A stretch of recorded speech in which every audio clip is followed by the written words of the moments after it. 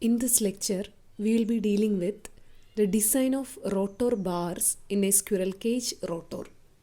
So we know that the rotor of induction motors are of two types, that is squirrel cage and slip ring. So here we are considering the squirrel cage rotor.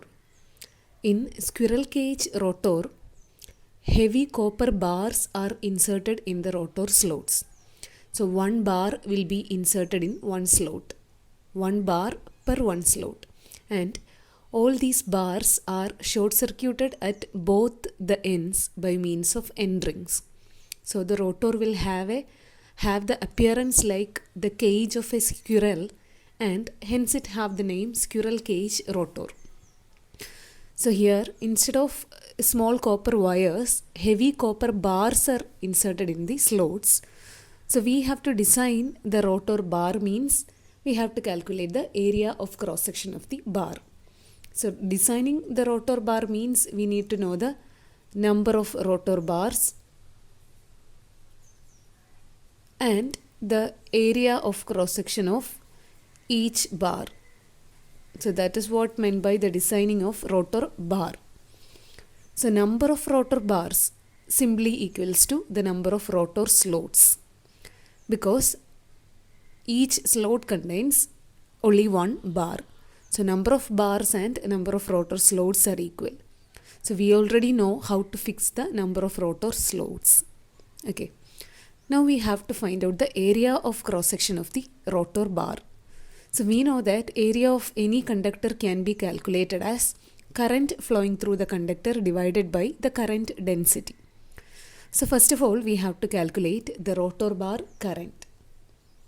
Here, the rotor bar current is calculated from the assumption that the rotor MMF is about 85% of the stator MMF.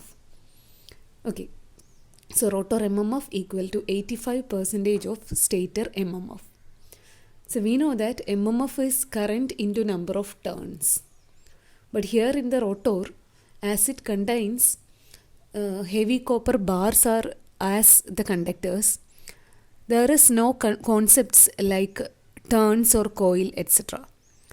So we cannot calculate MMF as current into number of turns, because there is no formation of coil or turn, etc. in a squirrel cage rotor.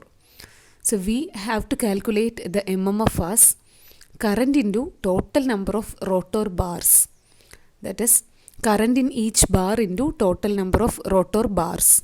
So we know that total number of rotor bars equal to total number of rotor slots, SR. So rotor MMF can be written as IB into SR, which is equal to 85% of stator MMF. 85% means 0.85 into stator MMF. So MMF should be current into number of turns, that is IS into TS. But here we have considered all the rotor bars, that is total number of bars in the rotor. So we have to consider the total number of stator conductors also, as the left hand side is current into total number of rotor bars. Here it should be current into total number of stator conductors. So that is why we are using 6TS, total number of stator conductors here.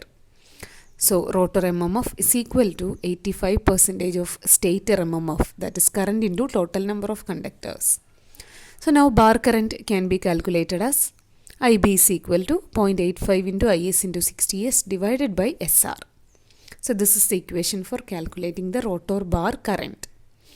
Now area of cross section of the rotor bar can be simply calculated as current of the rotor bar divided by current density in the bar, IB divided by delta B.